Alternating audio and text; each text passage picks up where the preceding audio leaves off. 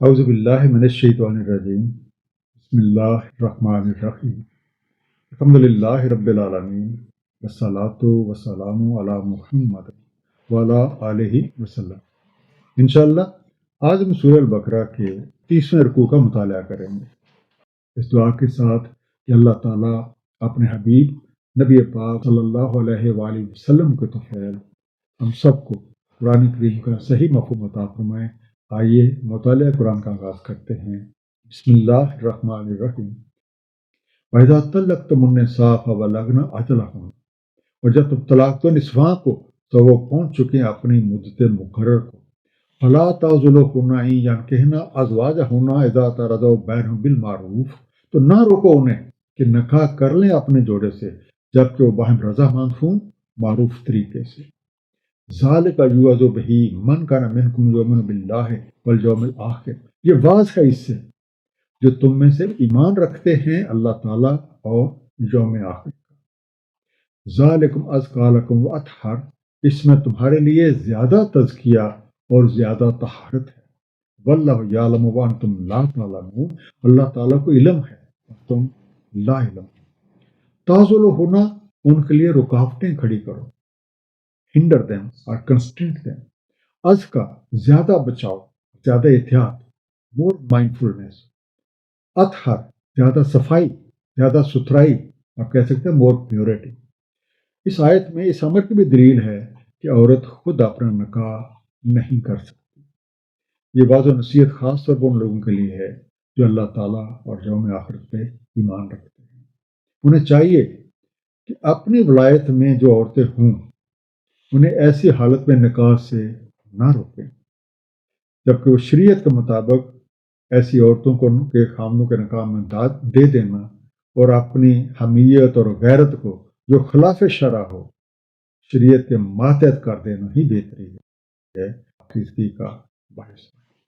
ان مصلحتوں کا علم اللہ تعالیٰ کو بہتر ہے، اور لوگوں کو یہ چیزیں اس طرح معلوم نہیں ہیں کہ کس کام کے کرنے میں بھلائی ہے اور کس کے چھوڑنے میں بھلائی ہے۔ حقیقت کا علم جو مکمل ہے وہ تو اللہ کے پاس ہے۔ اس لیے ہمارا ایمان ہے کہ اللہ کے ہر حکم میں حکمت موجود ہے، چاہے ہم اس کا اندازہ لگا سکتے ہیں یا نہیں لگا سکتے۔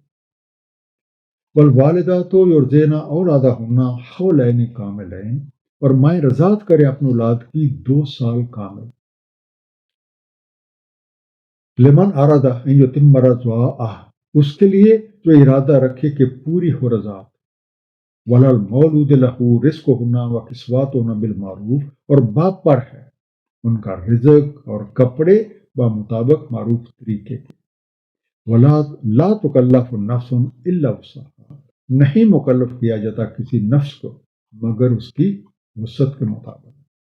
لا تضار والدۃ بولدها ولا مولود له بولده، نہ ضرر پہنچایا جائے والدہ کو اس کے بچے کی وجہ سے اور نہ باپ کو اس کے بچے کی وجہ سے۔ ولا الوارث مثل ذلک، اور وارث پر ہے مثل اسی کے۔ والدات یہ والدہ کی جمع ہے جن سے ولادت ہوئے، مدر سے۔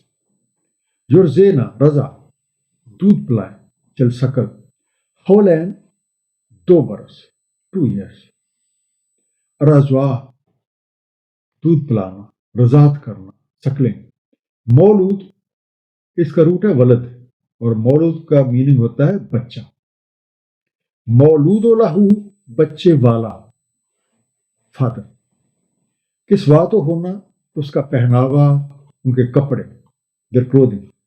تکلف تکلیف دی جائے، پابند کیا جائے، اس برڈن۔ وسعہ اس کی وسعت، کہتے ہیں کیپیسٹی۔ اب طلاق کی ایک عدت وضع حمل ہے۔ بچے کی پیدائش کی صورت میں ماں کے ذمے بچے کو دودھ پلانا ہے۔ اس دوران اس خاتون کی ضروریات زندگی جن میں کھانا پینا، کپڑا لتا سب شامل ہیں، حسب استطاعت مہیا کرنا بچے کے والد کے ذمہ ہے۔ اب دونوں کی یہ ذمہ داری ہے کہ بچے کو ایک بہانہ بنا کے خواہ مخواہ ایک دوسرے کو تنگ نہ کرے۔ دودھ پلائی کی مدت اس آیت میں اور اس کے علاوہ سورہ لقمان کی آیت نمبر 14 میں 2 سال بیان کی گئی ہے۔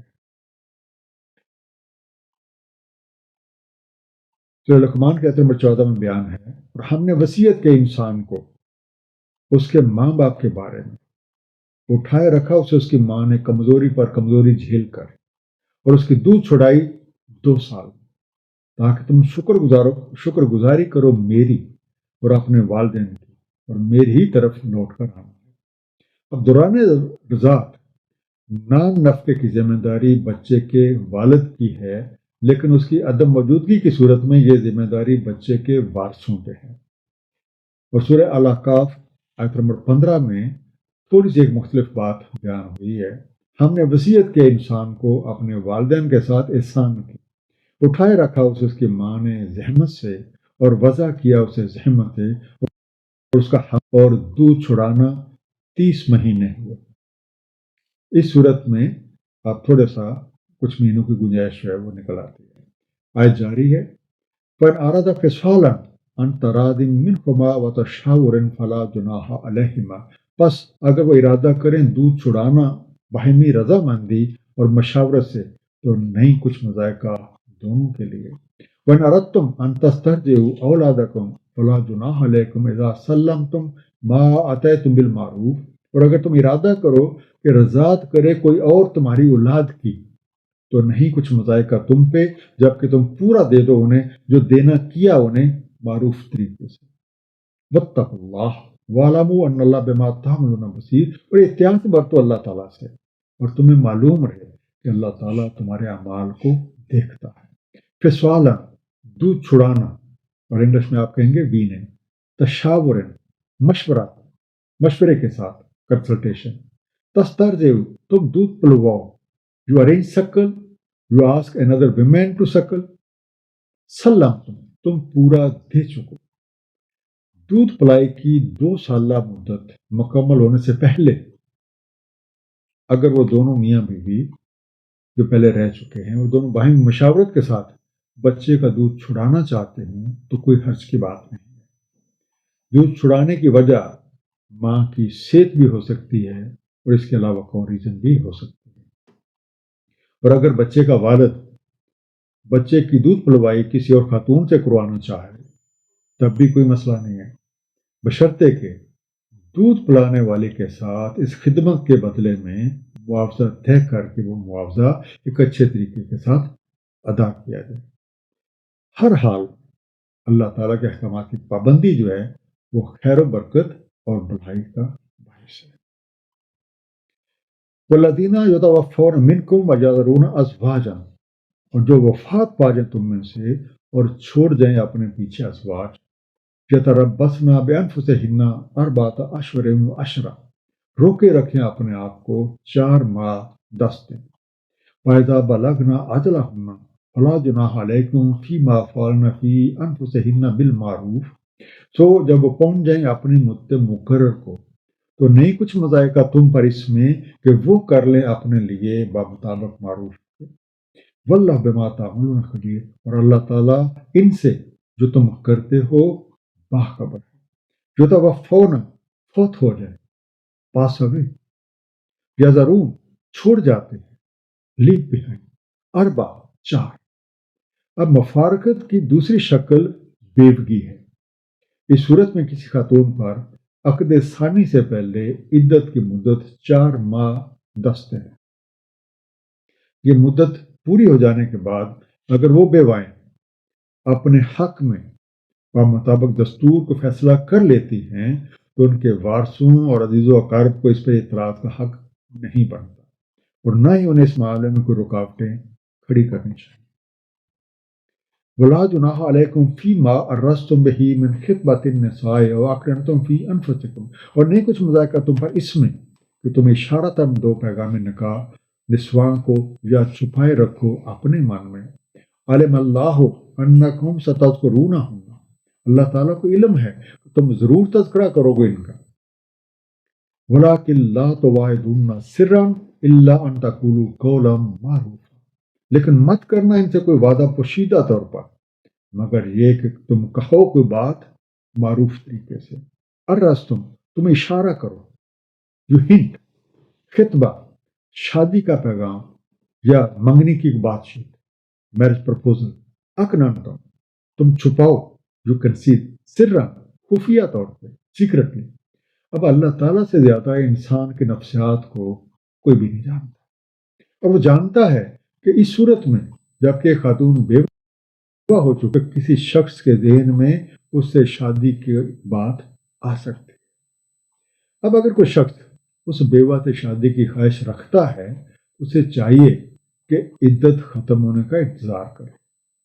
بہرحال اس دوران میں اشارتاً یا کنایتاً اس کا اظہار کرنے یا اسے اپنے دل میں چھپائے رکھنے میں کوئی حرج نہیں ہے۔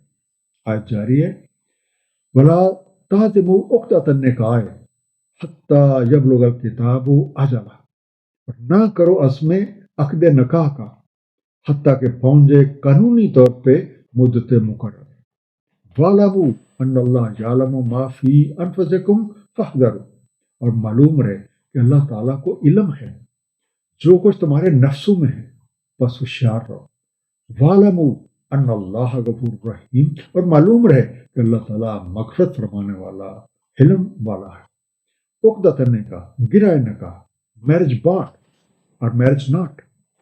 فَاحْذَرُوا، سو چوکس رہو، سو بی ویئر آف ہم، ٹیک ہیڈ آف ہم۔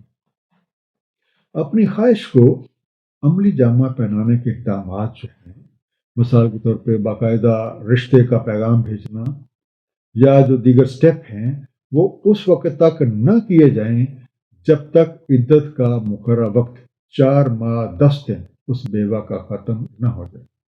اللہ تعالیٰ ہماری نیتوں کا حال سب سے بہتر جانتا ہے، اسے ہمارے اندر جو خیالات پیدا ہوتے ہیں ان کا بھی علم ہے۔ اس لیے کوئی بھی قدم اٹھانے سے پہلے انتہائی باریک بینی کے ساتھ اس عمل کا جائزہ لیں کہ کیا میرا یہ جو قدم ہے، کیا میرا یہ جو کام ہے، اللہ تعالیٰ کے قانون کے مطابق ہے یا نہیں۔ ان حدود سے، ان قوانین سے اللہ تعالیٰ کو سختی نہیں کرنا چاہتا، بلکہ اس سے مقصود یہ ہے کہ معاشرہ غلط روی کے نقصانات جو ہیں اس سے محفوظ ہے۔ خلاصہ، طلاق رجعی کے بعد ایک وقفہ عدت کے بعد دونوں بھلے طریقے سے رہنے لگیں یا پھر علیحدگی اختیار کر لیں۔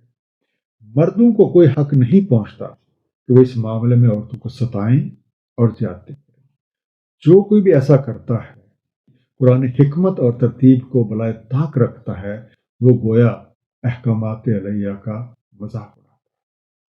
طلاق مغلظ کے بعد عورت شوہر کے نکاح سے نکل جاتی ہے۔ اب وہ خاتون کسی دوسرے شخص سے شادی کر سکتی ہے، بالفرض محال اگر وہ دوسرا شوہر اس کا انتقال ہو جائے یا وہ بھی بیان کردہ قرآن کی ترتیب کے مطابق طلاق دے دے تو وہ خاتون اپنے پہلے شوہر سے شادی کر سکتی ہے، ورنہ نہیں۔ بیوہ ہونے والی خواتین، ان کی جو عدت کی مدت ہے وہ 4 ماہ 10 دن ہے۔ اس کے بعد وہ بمطابق دستور اپنے حق میں کوئی فیصلہ کر سکتے ہیں۔ اللہ تعالیٰ ہم سب کو قرآن کریم کو صحیح طور پہ سمجھنے اور اس پر نبی پاک صلی اللہ علیہ وسلم کی سنت مبارکہ مطابق عمل کرنے کی توفیق عنایت فرمائے۔ صدق اللہ العلی العظیم، صلی اللہ تعالیٰ علی حبیبہ محمد وآلہ وسلم۔